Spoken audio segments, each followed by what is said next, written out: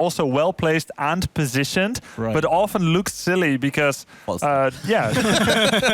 save the Mighty Gust until Tranquility goes on. I mean, that's how to use it, I guess, right? So he would like walk all the way from way far behind the keep, then get rooted by the Frozen Punisher. So it looked a little silly. If it was another hero like Karazim, he would have Relentless, the slow gets cut, he can dash over. So there are like, I mean, there's some other things to be said. For me, one of the funniest moments with the Mighty Gust was when they were actually, I think it was the bot shrine where they were fighting, and Trank gets popped. They try to save Vala. Mighty Gust comes in, doesn't really hit the angle that we were looking for, and just push like Malfurion into the one corner, but he just stands there. And everyone around him. And he's like, well, thanks, that's exactly where I want to be. But Vala dies anyways, and then they can't win the fight anymore. But yeah, that Mighty Gust got a lot of value for them. Yeah, so without further ado, guys, let's actually take a look at the map vetoes once again to see what the next battleground is going to... Oh, excuse me, replay, of course. Yeah, we have one replay here, which is pretty cool. You see Never Lucky's synergy here working really well. They isolate a target Stitches. Punisher's helping. Lunar Flare hits. Beautiful cleanse by Q, but the Force Wall locks Donaton in place. And there you see that Mighty Gust on Malfurion as he tries to run back into the root. And this is it's a pretty big moment where they get a number of takedowns. Very good damage there on the mid keep. Yeah, that was a really sweet move. What do you think about the Vala, guys? It's the first time she has popped up. She lost the game, so 0% win rate, of course. But do you think she... I mean, that wasn't hard to do the math, that is. Do you think we will see her more often? Does she have the potential, or do you think she should be maybe replaced by another ranged assassin? In the early game, she actually played really, really solidly. Like, she had full control of her lane basically the entire time, and she was actually able to avoid a lot of those burst attempts. She was one of the big reasons that it took so long for Never Lucky to actually start snowballing, because they kept going top lane and just like, okay, we'll kill Vala. Nope, not happening. Weren't able to get her. Yeah, I mean, 3 assassins already got banned out. We don't always see such a heavy emphasis on the assassin removal. And then, yeah, it played well. Really good in damage. Biggest weak point for Vala right now is that she has one of the lowest health pools. So when Greymane jumps on her, the entire team needs to react to it. And she only has that one vault, or that one Bolt of the Storm in the late game. So it seems like she was valuable. I wouldn't say it was like a wrong choice or anything. All right, so this time we're going for the map vetoes, though, guys. So embrace yourselves and enjoy the second map that is going to be played. It is Sky Temple, a map that we haven't seen at all, I think, today. We had a Sky Temple once in the games that we saw. It was, I believe. No, it was game 3, but we never actually got to game 3 in the last series. Yeah. The cool thing about Sky Temple is that the games will end sooner or later, and there's none of this stalling and prolonging the games artificially. Right? Unless people go Mule, but we haven't seen that much recently. I know. Talking about Mule, it's weird. A lot of teams scrim with it. A lot of teams have good ability. Because it's so weird that people just what are the supporters that are being picked with Mule? Luther Morales? Well, there's a couple of things. I have seen Mule picked quite a bit with Abathar. If Abathar is played on a map like Sky Temple, for example, this is not going to happen in the tournament here, since Abathar is more or less banned thanks to Ultimate Evolution not being allowed. But I have also seen it on Toronto. Yeah. I don't think you can really play it on any other hero where it's really viable to give up other talents, but on those two, you can definitely make that play. Malfurion used to take it. But we got to move on to the explanation of the map. And Grubby, I know you're keen on doing this, so take us to Sky Temple and explain how this map works in particular. Sky Temple, one of the map objectives where you can directly interact with the opponent's fortifications without anything pushing down. Stand on the temple, and 2 seconds later, the laser will start shooting at the opponent's fortifications. Mule can be used to mitigate that damage a little bit, repairing, as it doesn't do any splash damage, unlike some of the other objectives. Very important on this map to have a lot of sustain. You may be called upon to stand on that shrine with a support or a warrior, and if you have some self-heal or regeneration, you can stand there for longer because the Guardians will defend that spot. Very interesting boss location with a little bit of an RNG tornado defending it, and it can push either friend or foe in a direction that they may not expect. So it's a very arduous point to contest, but a very interesting one to see 2 teams fight over. And oftentimes, if you see one of the teams being all but eliminated, having 3 keeps down and only a naked core, they will throw all their coins in one basket and say, let's just try to force the boss, even if we have no hope to expect that we get it, because we will eventually lose to a war of attrition. Yeah, and Sky Temple always one of those battlegrounds that is very much well suited for those global mobility heroes, like a Dahaka, like an Abathur. Probably we're not going to see this one though, unfortunately. But also the Vikings are definitely a hero that we can maybe expect out of one of those teams. Yeah, pretty much all of the global heroes are incredibly solid on this map due to the top lane, at least during the second altar phase, being left alone quite a bit. Tracer insta-banned here. Haldor called it. I talked about the Tracer, but still I believe that Never Lucky actually didn't research it properly because Tracer is more or less... The Evil Murkies have said, like, yes, maybe we still show her. But it's really like one of the trademarks that they had so far that Tracer is going to play with Abathur. Maybe Never Lucky was a bit more there and had a couple of scrims before the tournament groups were announced where they just like saw that Tracer alone already gives the value here with the Tassadar. But I feel in this case, they could have actually risked it and just said, like, you know what? Abathur isn't here. It's not going to be that double Tracer, so let's just get rid of it. I wonder how these teams get this private information about the other teams. Like, how did they know the special strategy that the other one is practicing? Well, because they played each other. They played already. Like there you go. Tracer, like, it was a tournament. This was actually like this was. So it's been used, Tracer. Yeah. Tracer with Abathur, double Abathur. And they succeeded with it, by the way? Yes, they won the series 2-0. And it was also one of the games on this particular map, and that was the 4% core game where the catapult finished That's it probably off. why. And Never Lucky got not really lucky. So They should ban the catapults then. Wow, this is a very bold move, by the way, by Never Lucky to actually give up the Kalthas and go for that Sonya instead. What do you make of that, guys? I personally... Okay, like it's a little bit different to analyze like drafts, I feel, between those two teams than we were talking about like the top in Europe. I mean, these guys come into the tournament, they are underdogs, they know that they're fully aware of it, and they know that they have a lot of potential to grow still. But in their situation, for any other team that we have, I would probably criticize it a bit. In this case, I like it for a simple reason. Evil Murkies, it's not even the love of Sonya, they adore Sonya. They play Sonya in nearly every composition that they have, and Never Lucky knows this. So they are just simply saying, if we pick the Sonya, they will most likely go into their Thrall Tassadar, which is very likely. But right now you see them hesitating since that Kel'Thas is still there. But no matter what happens now, Never Lucky either gets the Tassadar together with the Sonya, or they get the Kel'Thas, and they are going to be very happy with that, either way. So it's like a win-win situation for Never Lucky in this scenario. Well, I'm not really that happy with them picking Thrall this early. The thing is, it would have been banned out probably if they had left it, but it is weird. So instead, they're going to leave all of that. So Tassadar Kel'Thas. Is this a no-brainer? Tassadar Kel'Thas would be insane for Never Lucky. Okay, now again, I chip in quickly. Falstad has been a pick for Never Lucky in all of the games that Never Lucky played, or in most of them that I've seen. So you can really see that both of the teams are not trying to secure themselves a good draft. They're really trying to take stuff away from the opponent that they're extremely familiar with. Here comes now all of a sudden that Sonya Tassadar composition for Never Lucky, whereas Evil Murkies are always securing that. And in any other game, I'm pretty sure they would have gone Thrall Tassadar, because Thrall is their substitute if Sonya is banned or taken, and then they drop the Tassadar. They love to have that focus on a hero.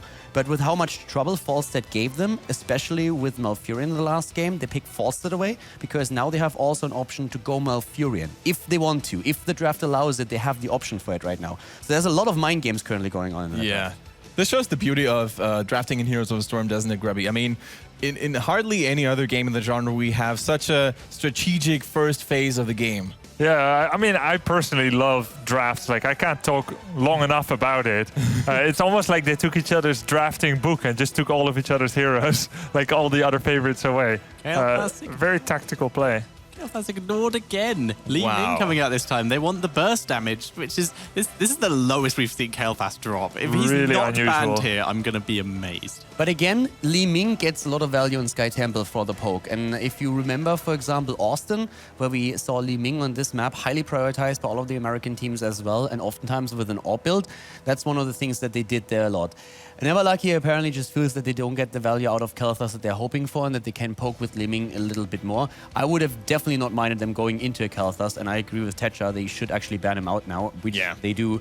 So in this case, they had both options. I mean, either you go into the Li Ming and ban out the Kel'Thas, or you pick the Kel'Thas over that, but you don't have to face him. So either way, whatever you do, you don't have to play against Kalthar. So then it's just a question, what are you better with? And we know that Lumpy, for example, is incredibly strong on Li Ming. I don't know how strong their Kalthar's players are. So in this case, they might just say, hey, Lumpy gets the most value out of Li Ming. So let's make that happen. No, that is a troll. Oh, come on. Do it. Not necessarily. Like, again, knowing these two teams. I would love to see that because personally, I always thought that That's more sensible. Why would you take I'm not going Lily? to continue my sentence here. Why would you take Lily against like full spell damage? Like Sonya is a melee mage, Li Ming is a ranged mage. So she's like an auto attack counter. That would be so I have special. seen a lot of double support Lilies lately in scrims. Again, scrims are scrims. Yeah, but against you test a out. full mage team, it's like, wow, that's really It's unique. mostly played against something like Illidan for sure. Like you get a lot of blind out of it, so that can really help you quite a lot. But in this case, they go. It is double support. They go double support for the Thrall, so I like that. They still need a warrior at the front now, of course. And well, with the Tyrande, you threaten Muradin, so Never Lucky might actually pick that away. Yeah, so Tyrande being picked here next to Rhaegar. That's really nice support for the Thrall in particular. Now, Never Lucky, they respond with another dwarf in this draft. It's Muradin. Always solid. Doesn't really give away too much information either. They could go for another support to take care of Sonya a little bit better, but really, what really is left? Uther is out of the game. Right wing. Right wing. And that's something we see in NA. We've seen a couple of times in Austin, Texas during the DreamHack, but in Europe, I can't remember the last time we saw a right wing. Not in Leicester. 2 seconds in the future. That's the last time you saw it. Here we go. I mean, I love it. I've seen Brightwing in Europe as well, and the advantage that you have with Brightwing, if you pick him right now, is that you have a counterplay to Falstad. Because Falstad is going to be at the top when the second shrine arrives, and you have Brightwing as a counterpart to that. So you get some global presence at least out of it, and with Tassadar together, you have enough. So I actually like the pickup here, and I think it's also the one that makes the most sense. Unless they are willing to go in Tassadar solo, which, by the way, the evil Murkies sometimes do. But besides that, I don't really see Tassadar solo a lot anymore. Yeah. There's just too many heroes that pose a little bit too of a threat to him, right? Because his AoE protection capabilities are limited. You can only rely on your shields to prevent damage, but you cannot actually regenerate lost HP too well as Tassadar. Now, the last pick for evil Murkies, they certainly lack a warrior, so Johanna may be the obvious choice here, Grubby. Yeah, I mean, Brightwing also counters an ETC coming out. These three that you mentioned, Diablo, Muradin, ETC, are all options normally for the top three. We saw a hinting there at ETC, which would have been more counterable by both Wave of Force and Polymorph. Now, they go for the dibbles, nevertheless. I mean, they do have an extremely strong early lockdown with all that crowd control, don't they? I kind of feel this is pretty cool because what Grubby just said is perfectly right. You have that Brightwing already. There's the ETC, and that's like one of the heroes that you oftentimes use as a counter. And who else is left that can combo with Tyrande? You have that ETC, which you think, is he going to get the value because of the Brightwing? Muradin is taken away. That leaves two. It leaves the Stitches, and it leaves the Diablo that can combo on the Tyrande. So if you want to go for early game pressure, that works. I'll love to see the Brightwing play, though, because you can still polymorph Diablo after he shadow charges and preventing the overpower. We actually saw, we saw the perfect reaction from Never Lucky there. We had the perfect shot of them the second that Diablo was locked in, of Lamprey celebrating. He was happy with that they've managed to force them into that style of pick and force them into this comp. They are pleased with this draft. Maybe Johanna would have been more safe against Brightwing, but would not have been able to combo off well with Tyrande. So yeah, it almost seemed like a really beautifully orchestrated draft by Never Lucky. Yeah, and I like their confidence because they trust in their own abilities more than going for the safe way and saying like, we take a safer hero just to potentially live a little bit longer. I feel it's going to be a really interesting game here. I think that Never Lucky has definitely stepped it also up a little bit in the practice since I've seen them play the last time. Before the series, and that was also reflected in my proposal for the first game, I would have actually given it to Evil Murkies. They won it the last time with the 2-0. They were really strong also in the qualifier. But right now, Never Lucky has really stepped it up quite a bit from the time that I've observed them the last. And I feel like this draft can once again be extremely scary. So who's your favorite then? I like the way that they picked heroes away from the Evil Murkies and they shaped that draft up. And I think they have a really good shot of making this a 2-0. Okay. Tetcher, anything to add? They have wave clear, they have global, they have control, they have good CC, and they have good counters. I'm giving it to Never Lucky. Grubby. For the sake of having another game, which I think will be nice, I'll go with Evil Murkies. The burden is on them to make it work. It seems like everything is working against them, but I'm a huge Diablo fan, no matter what battleground. And they do have this chance of using either Sundering into Apocalypse or Gust into Apocalypse. It could turn a big team fight. I'll just side with Evil Murkies. Yeah, same here. I think Evil Murkies, they have what it takes to balance this series out 1-1. If they manage to sort of use their crowd control abilities cleverly, chain them together, I think they have an absurd amount of burst damage. So it's going to be an interesting series for sure. I mean, both teams have surprised me quite positively, I got to say. Especially the early game gangs rotations were really good on the side of Evil Murkies, but never lucky as well. And on Sky Temple, anything is possible in my opinion. So without further ado, guys, let's actually move on to the second game of this losers match. Thatcher and Kaldor, take us to Sky Temple.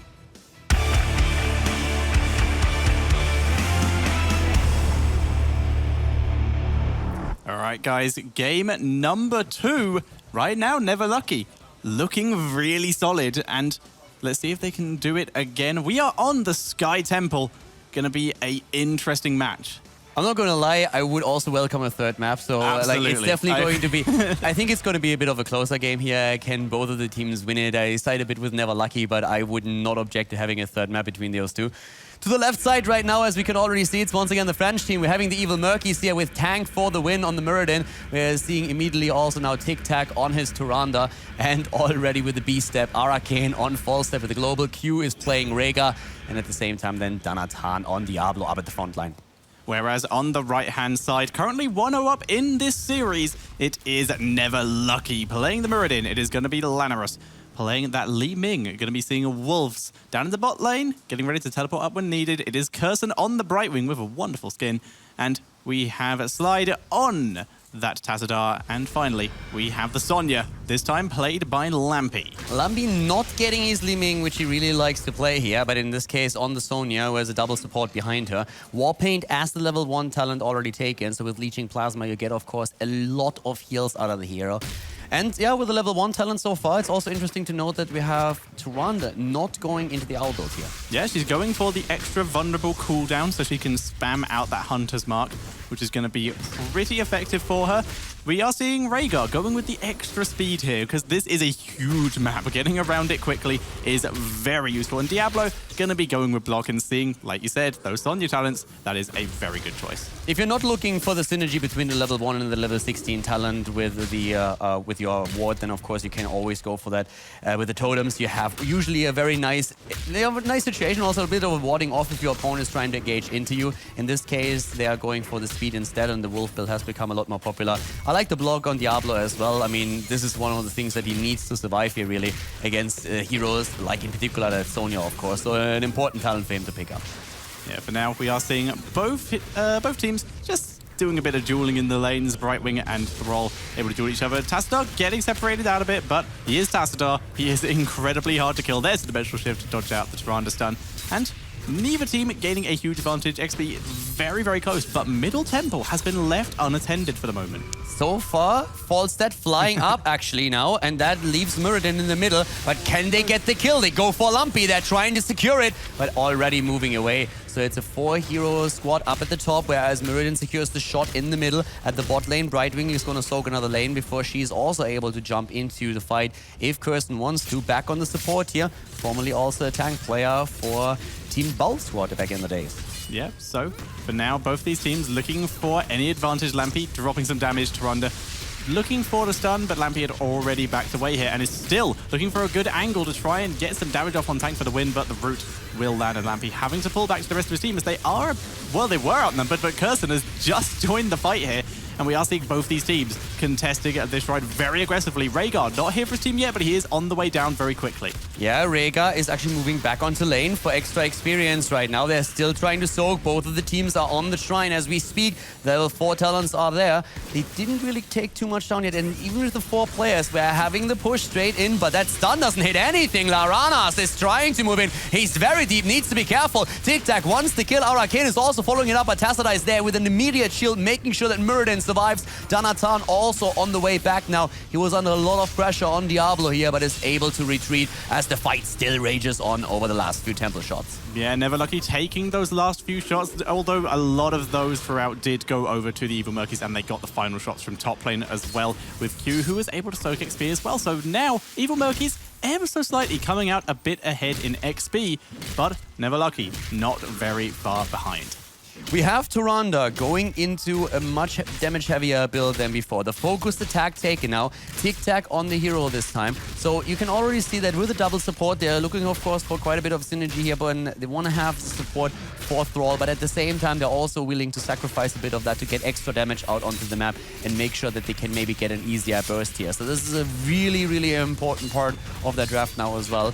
The teams are, of course, at this point looking to get some pressure on the lanes on the other hand, though. Since the next temple is going to be important one, it's going to spawn in the bot lane, and it's going to be very crucial for the teams to make the most out of it, since oftentimes you can snowball a bit with it. Yeah, Brightwing waiting for that camp a little bit now, capping it as she knows where most of the enemy team is, knows there's only one person defending top, so that camp will get a little bit of work done.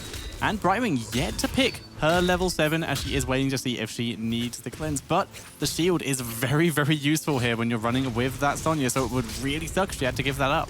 It's actually an interesting thing that a Brightwing waits for the talent. Normally you see it more as like, yeah, there's immediately the shield taken. You see very few cleanses actually on Brightwing, since it's just like something that you don't want to give up. In a double support, I guess you could make it happen, but right now we're having immediately the face shield taken. The teams both now with that Bruiser camp, and the temple is going to be announced very soon at the bottom of the map, where we already have a few siege giants, as the towers are also falling at the top, by the way, if Curson goes in and he wants that. Yeah, he will be able to get those eventually as well. For now, though, being pushed back by Falstad. Bot lane, though, very aggressive push with these Siege Giants. Diablo able to slow that down a little bit with some aggressive crowd control, giving time for Tic-Tac to arrive. They will lose these towers, though, Siege Giants, thanks to Tassadar just being kept at basically full health so that they can just keep dropping damage. Danatan finally moving very close range so we can just drop some damage with the AoE Fireburn that he did take on level 4. Runner's dropping a couple of Stormbolts here as well. Not really a follow-up or anything.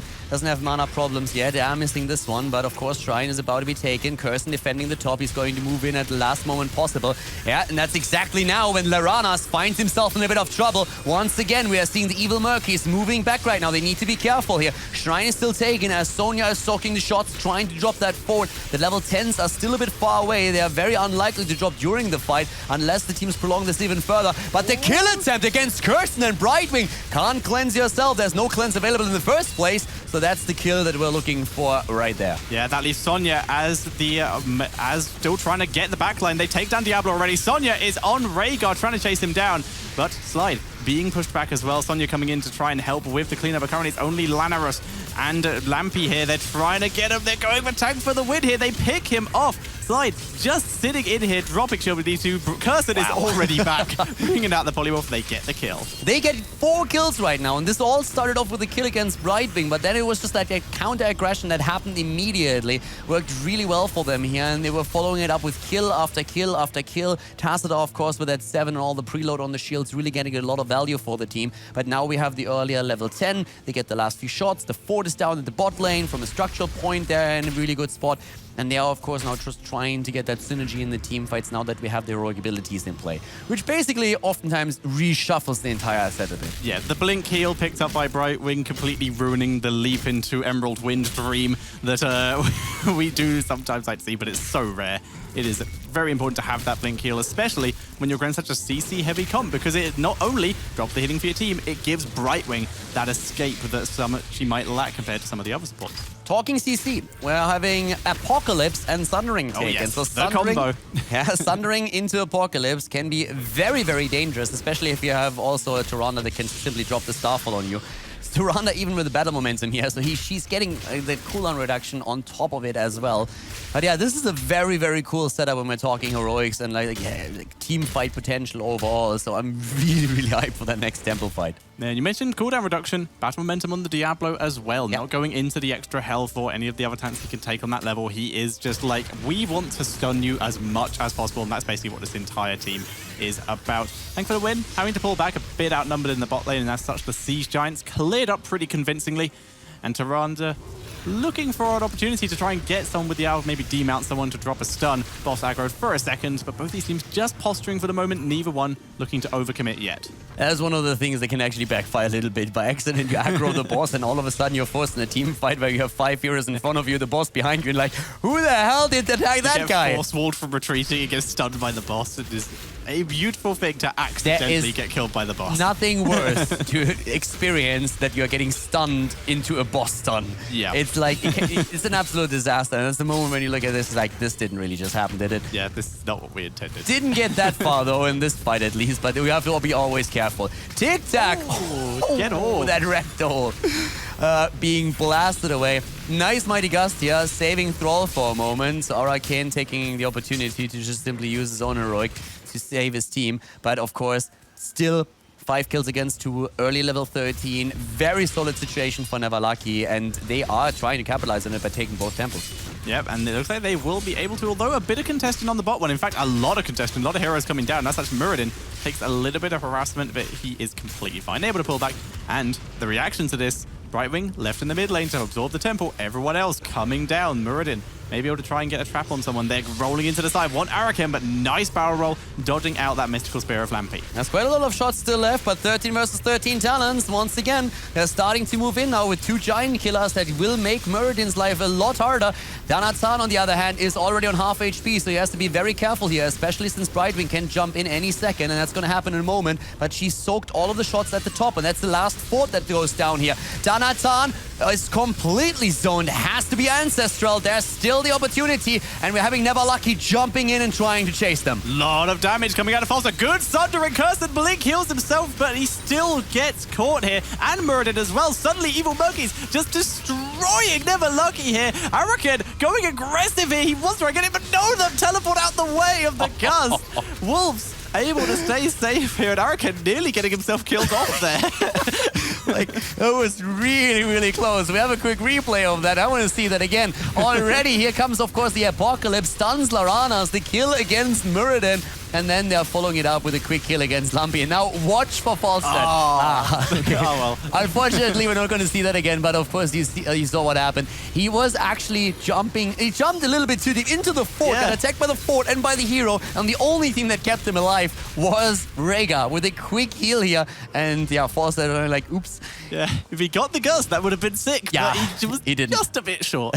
Didn't want to get caught out by the fort there, so was able to escape. But it's so for tempting, now, though, to make that play. It's always tempting. But level 13 available for both teams. Tyrande with that sprint, giving herself a bit of safety and a bit of extra engage, which helped a little bit in that fight. And for now, we are seeing Never Lucky clearing out the boss that was taken via the Evil Murkies here, who are now just taking map control. They want to get 16, but they're still on even XP with Never Lucky right now. Yeah, Never Lucky in the game is still ahead. They took all of the forts down. It's even experience. Yes, they had to deal with the boss and the bot fort was taken down, but that just brought the Murkies back into play. And it didn't really give them a massive lead or anything. Never Lucky has still a much better situation or position when it comes to the structures on the map. So temples are a huge deal right now in favor of Never Lucky. And once that level 16 hits, those team fights are going to become pretty brutal. We could definitely see the greater polymorph here, which is going to make Thrall's life a little bit harder. And also, of course, Diablo with that stun combo that they're looking for. And there's the 16 now, a bit faster even for Never Lucky. Yeah, and there's level 16 talents. We do see instead the bouncy dust, and I believe it is the shield dust at the level 13 for Brightwing. So she's getting that little bit of extra sustain for her team. It is Mirror Ball for the Li Ming here. Other than that, well, I say other than that, pretty much standard talents for everyone here. Although, what is the level 16 talent for Tyrande? Tyrande currently, well, she went for the Shooting Star. Shooting Star, that is the one. I could not remember what the name of it was, but we are seeing it here. There's an engage here, but the follow-up stun from Tyrande does not land on Lanaris here, and as such, Lampy dropping into the backline, trying to drop some damage. My apologies, it's actually not Shooting Star. She actually went for the two-shot aura. So we have the aura for her taken here as the fight continues. And here comes again the Apocalypse with their heroic ability, already trying to go for Sonya. And there's the snipe that they needed. Great kill here. They really use the CCs that they have exactly the way that they need to. And the lack of a cleanse is starting to become a problem. Yeah, it is a huge deal. Brightwing can only jump on you so many times before she puts herself in danger. And Lampy, he got kind of destroyed there by the amount of focus. And the Evil Murkies, for the first time in this game, getting themselves an XP lead, and they will take a full temple. Yeah, they take a full temple, and it actually starts to... the XP lead is important, but they also need to make sure that they take a few of these structures down. The bot push, on the other hand, is still pretty strong, and Fawcett is going to react to that, since he is the one closest and can fly in back to the rest of the team. But the Murkies are really starting to make their way into this, and this is actually... or make their get a bit ahead there. You can really see that their experience lead has even increased. They are roughly a level ahead at this point, and they are looking quite strong. What Never Lucky needs is they need to make sure that they survive the wombo combo, this huge stun potential that we have. If that happens, then they have all the aces in the fight. Yeah, they've put themselves... both of these teams actually have huge potential to just take this game in the next kind of fight. If one of, or at least start taking keeps and put themselves in a position to start taking the game here. But for now, both playing very cautiously, waiting for the objective and waiting so that they can try and rush towards that 20. Yeah, and the next fight is, of course, going to happen then with the Heroics up again. We are still seeing on cooldown Ancestral for Rhaegar and the Apocalypse, who just came off. So those two abilities are the only ones missing. And especially the Apocalypse is, of course, going to be incredibly important in this case. Really curious to see how they're going to play it. Also, at the same time now, we're seeing still the bot lane pressure. So that has to be defended against. It's 2 Siege Giants, but you can't leave those unattended. Yeah, Tass will be the one running down there to deal with that, but Falstad is down here too. And he's able to spam out his abilities with the build he's gone for. Not going for the safer one with the extra range instead. He wants to be spamming out damage in this game, and it has been working for him so far. He's been able to drop some serious damage. The combo with Flowrider and Erigas is something that we've seen a lot in the NA meta mostly. Europe has also occasionally adapted to that style. We see it every now and then, and this is one of the examples with Evil Murkies just trying to get as much damage out of him as they possibly can. They don't really feel the need to keep him at a safe distance with a power throw, but instead they're having just Rhaegar, that's mostly Thrall and Diablo, trying to create some space for him. And so far it has actually worked out quite nicely. Yeah, really, the front line strength that they have is giving that Falstad a lot of freedom, except for when Sonya has been getting into the backline. That is what Lampy's job has basically been on this hero. He'll probably be taking the ignore pain a bit later on. He's gone full sustain, but also a huge amount of damage he has been dropping in this game, and that just gives Falstad a lot of problems. What we're seeing now is the temples up, and it's an even exchange in temples, so the situation on the map is nearly identical. It's that experience lead that really sets the Evil Murkies apart now. Earlier, when they were on the same level, at least for Never Lucky, we had the structures going for them. They lost their advantage, so now it's a very even play in structures, but when we're looking at experience, the Murkies are taking a massive lead here with the early level 20, and that makes things scary for them. And also, if Lumpy falls here now as well, just barely gets away, that would have been a disaster for them. I mean, 20 against you, losing structures, killing an opponent, like losing a hero as well. Couldn't have been worse, but at least for now they are able to save Sonya. Yeah, that Brightwing teleport literally just in time for the save there. And now Never Lucky just on the full defense here, except for Muradin, who was able to take the entirety of the bot temple. He will now be being back to help his team. He's already available. And they did a lot of damage to bottom keep, so they have a alleyway to try and end the game here. But look at how much damage the Evil Murkies have done. They've massively exposed the top keep, and they are just about to kill that middle keep. It is super low.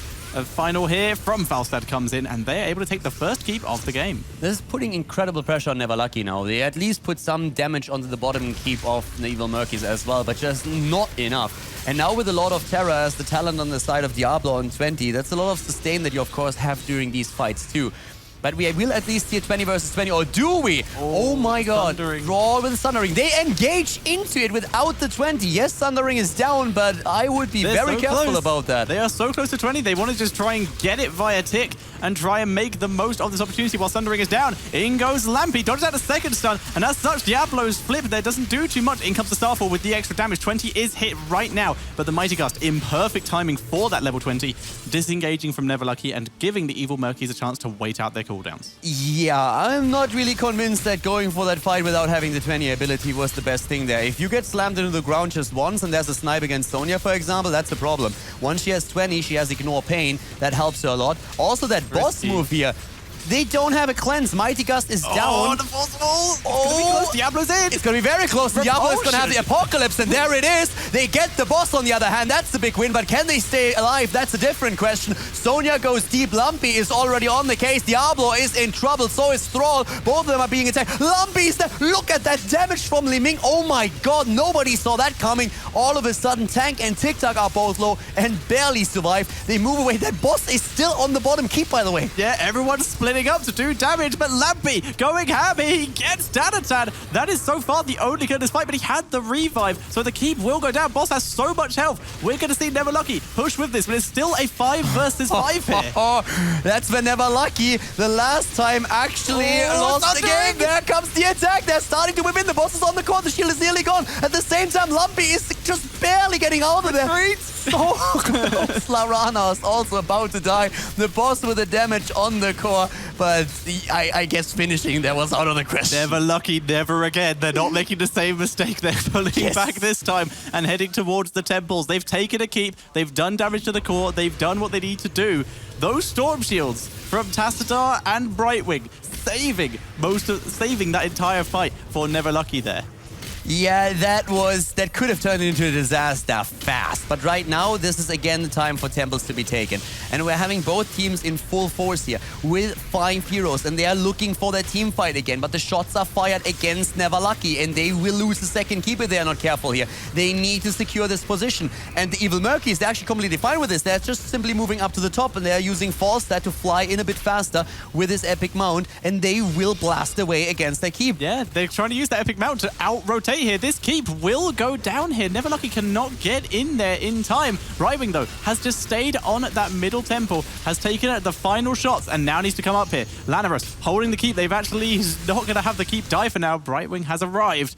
And now both teams, with all 5 players here, fighting over this temple. This could be so dangerous. Lanarus pulling back. Looks like they may sacrifice the keep because they can't get caught out of position, because look how Evil Murkies were wrapping around there. This is going to be really dangerous right now for both of the teams. But the team that has an easier win if they win the fight here is Evil Murkies, because it's the top lane. Both of those temples or both of their keeps are now down. The lanes are pushing, but this is incredibly close right now. 2 keeps against 1 at this point. Oh, Tassadar getting focused. He has Prescience, which saves him for now. In comes Lanarus to drop the damage. Mighty Gusto and the Thundering just trapping against the wall, and the Apocalypse. Everything lands. The damage is huge from Li Ming, but she's not able to pick anyone off yet. And Thrall is in trouble all of a sudden. He blinks away. Tank is back. The ults are all gone. They're jumping in once again. Look at Q, how low he is, but he escapes just barely thanks to the extra speed. The kill against Brightwing. Down she goes. Sonya, that Diablo dying, Thrall dying. Everything explodes. They're trying to go for kill. Wolf just barely misses. Tassadar just explodes in the back line.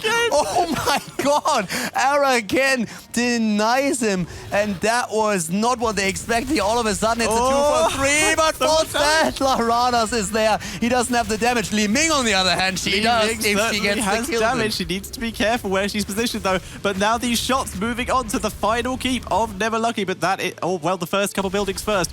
But that puts Never Lucky in a hugely difficult position. But they are only 1 hero down, though. They still have an open keep. All it takes is 1 fight for Never Lucky to turn this and take the game. It is the close game that we are expecting, that we expected the entire time. And I mean, at this point, 1 team fight really is going to decide the fate of it. Keep in mind that, of course, with the objective situation in the game now, if we are seeing another 2 temples taken by the Evil Murkies, if they win a fight and can claim 2 of the objectives, they are winning the game thanks to that alone. And also, there's like 2 lanes open for them to finish if they win a team fight. Yeah, and if the boss becomes available as well, it's going to be very interesting due to its Cleanse and Mighty Gust versus Forceful and Repulsion here. So both teams have huge ways to try and make plays on this boss when it comes up, but neither one, I think, would take that risk without an advantage. The crazy thing in the last fight was really that thanks to those Storm Shields that we have on Brightwing and Tassadar, the entire Wombo combo with the Thundering and Apocalypse was survived, and they even took the kills after that. That was actually extremely impressive that they have the sustain in this setup. He's gone. Hurricane using that Epic Mount to great effect there to escape the Knight of Rome coming out of Never Lucky here. And that gives Evil Murkies a good chance to grab both the Siege Giant camps in the bot lane. False Stat is just giving them incredible value now with the global that he has. Like, using the Epic Mount here is just absolutely fantastic for him. He can just jump around and look at the pressure that is being created at the bot lane with 4 Siege Giants now starting to push this in. They have to react to it, and that allows False Stat to push the top lane in a little bit more. They give themselves a bit more space, and now 2 temples up, and there is a boss as well. They have to go for a fight. They have to really look for it. They can't just simply sacrifice this. Li Ming has cleared the Siege Giants, though, so there's not as much pressure on that bot lane. They don't have to worry about their last keep as much. Both teams hovering around the boss, seeing as the temples are not up for another 10 seconds. They're trying to gain vision here. Falstad, Lampy aggressive there, trying to get on Falstad. Follow-up stun, but not enough. Brightwing teleports in for the shield just in case. One of the big parts of the bot temple fight, by the way, was also that they were trying to go for a snipe against Tassadar, who survived thanks to this dimensional shift. He's the worst hero that they can get in this situation. Well, maybe of course, Muradin as well. But they're just playing around their opponents right now. Yeah. Never lucky. They can't really afford to race temples here, being down a keep here. So instead, they are doing their standard thing of leaving Brightwing bot lane and then sending everyone else to the mid, where Brightwing can teleport in for a fight, because they've forced Evil Murkies to stay up here. The repulsion hitting Arrowcam here. Massive push against the red team's core at the top lane right now, thanks to the minions. There's a lot of catapults coming in. The shield is not going to make it for long. They have to be super careful with this. But there's Falstad flying to the bot lane for Brightwing. Brightwing, Kirsten! He just gets away. Oh my god, that was one shot. He was also... Look at the keeps, they're all gone. All the keeps are gone. They're trying to move in right now. Evil Murkies lost every single keep that they had. Falstad tries to go for the last few shots at the bot lane. He needs to move back in. There's still Muradin in the middle. They're trying to put the damage on the core. This game is getting crazy, Thatcher. Falstad has had to fly back. He needed to be due to losing some health here, so he's not available with his team. Never lucky have cleared the minions on their core. But Ladderus, a bit out of position. The Storm Shield dropped by side here. Tank for the win. Able to drop the root here. In comes Falstad. Mighty Gusting to save Thrall here. And Muradin escapes. No one dying in this exchange. That's the end of the keep at the bot lane, though. They get the shots, and that's the end of the keeps. 0 keeps for both of these teams. There's still a temple in the bot lane with a couple shots left. Not many, but both of these teams can make a play. Tank for the win. Going back to clear that bot lane push here. There's the temple at the bot lane. There's the boss. The boss as well. How much? Where are the Evil Murkies going? Where are they going? Backdoor, baby. They're going for it. They're going for it. They don't have Thrall here. They're just rushing. Everyone being back so quickly here. Muradin a little bit slower than the rest because he was still tanking it, but they're going straight for the core. They have to defend. Is the damage there? The shields. Keep those Tassadar shields in mind. They're starting to fight the Murkies. They make the call to move back. What is Donata doing? He's going in again. Falstad. He doesn't have his ult ready. They're trying to burst it down. That might actually just barely work out. Thrall is already on it. The kill and the core falls. It's a 1-1. What a play there in the end. They looked a bit hesitant, but they make it work. The 1-1 in the game. What a close call there between the Murkies and Never Lucky in game number 2. Wow, just an amazing backdoor there at the end. Thrall arriving just in time with Bolt of the Storm. Falstad feigning, going back and retreating, and then flying over the enemy team to get a good position on the enemy core. Diablo just tanking everything. That was a very well executed backdoor attempt there. Yeah, it was also one that you... The only question is always, could you have seen it coming? Could you have moved back too much? The problem is if you move back immediately and your opponent just feints it and doesn't really go for it, then you are suddenly left in a situation where they have a lot of time to get like the lanes pushed out, to maybe even go for another camp and have a very nice situation on the map. They get the temple at the bot lane, your own shield was already down, so you would lose damage on the core. There's a lot to be said about those last minutes in the game. Yeah, it seems like Sky Temple is a pretty exciting map. I mean, those kind of situations you only get on Sky Temple, where you can't really be sure, should we go for the temple, should we go for the boss, should we go for the core? There's just so much in the endgame that can cause a team to either win or lose. And man, what a series, Grubby. What was the coolest moment for you? I mean, there were so many things to talk about. You can hardly grasp them all. I mean, and it doesn't always go that way. Sometimes Sky Temple is like, okay, one team has 3 keeps, the other has 0, the lasers are up. Well, catch-22, pretty much we just have to do this or we're going to lose. But this was awesome. Were you just sitting there with the replay guy just going, here, this one, another one. We can't do 21 moments. Sorry, Grubby. But we can do 1, so why don't you start off with the first replay, Grubby? Yeah, we actually have a little bit more than 1 because there were a few really cool moves here. One of these moments here. I've been thinking, Diablo, there are no narrow places on the map where he can make proper use of his heroics. We see here a big move in there from Muradin and Sonya. Sonya now going in there, finally saving the Epoch, basically for a single target stun. Why was there no cleanse? Well, because they don't have a cleanse. So if you can capture someone in that Apocalypse with the Shadow Charge and Overpower, you're going to be able to get a takedown. And that area actually was made a lot of use of. You continually saw Evil Murkies staying in that triple boost there at the top temple, rather than saying like, oh, we'll just fight in the lane. So that was really cool. Partly a validation of Diablo, even on a map like this. One of the things I could definitely see there is also that Never Lucky went a bit too deep there. It was definitely, they were baiting them into the situation. I mean, that's also not only the Apocalypse that you mentioned, that Sundering there was hit like spot on and they moved into it. If they actually like just like go back from it, they have to expect this because we saw a couple of situations where the wombo combo was attempted, didn't work out, and all of a sudden they had to back because they're saying like, this is kind of our win condition. We need to get that one snipe. They tried it against Tassadar once, that didn't work, and all of a sudden they were running and trying to keep themselves alive. It's such a big risk to go for Tassadar. Yes. Like it needs to be bloody perfect. So Grubby, another one. Yeah, another one. Another barkeep.